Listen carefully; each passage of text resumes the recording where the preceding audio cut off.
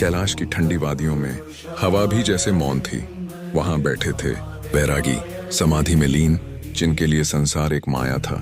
वो थे शिव, और उसी संसार में एक राजकुमारी ने जन्म लिया, जिसका हृदय किसी राजा के लिए नहीं बल्कि एक सन्यासी के लिए धड़कता था। वो थी पार्वती।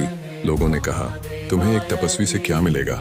वो भस्म रमाने वाले हैं, गले में सर्प है, शमशान में रहते हैं, पर प्रेम आंखों से नहीं होता, प्रेम पहचान से होता है। पार्वती ने शिव में वो देखा जो दुनिया नहीं देख पाई, एक करुणामय हृदय, एक मौन में छिपा असीम प्रेम। उन्होंने तप किया, इतना कठोर कि पर्वत भी पिघल जाए। धूप में खड़ी रहीं, वर्षा में अडिग रहीं, अन्न त्याग दिया, नींद त्याग दी। क्यों?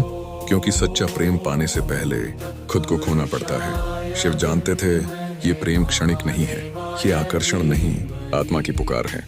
जब उन्होंने आंखें खोली तो देखा एक स्त्री नहीं, अपनी अधूरी शक्ति सामने खड़ी है। शिव ने स्वीकार किया, और उसी क्षण संसार को समझ आया, शिव बिना शक्ति शव समान है। पर उनका प्रेम आसान नहीं था। वो दो अलग संसारों का मिलन था। एक तरफ नितप, दूसरी तरफ सृजन, एक तरफ मौन, दूसरी तरफ संगीत। पर जब दोनों साथ हुए तो संतुलन बना, विनाश और सृजन का संतुलन, क्रोध और करुणा का संतुलन। कहते हैं जब पार्वती मुस्कुराती थी तो शिव की जटाओं में बहती गंगा भी शांत हो जाती थी, और जब शिव मौन होते थे तो पार्वती उनकी खामोशी पढ़ लेती थी। ये प्रेम शब्दों का मोहताज नहीं था, ये आत्मा का संवाद था। आज हम प्रेम में शर्तें रखते हैं, मेरे लिए बदल जाओ, ये मत करो, वो मत करो। पर शिव पार्वती सिखाते हैं प्रेम बदलने का नहीं, स्वीकार करने का नाम है। उन्होंने एक दूसरे को रोका नहीं, बस साथ दिया। अगर कभी तुम्हें लगे कि तुम्हारा प्रेम सच्चा है तो खुद से पूछना, क्या तुम उसके लिए तप कर सकते हो? क्या तुम उसके दोषों को भी अपना सकते हो?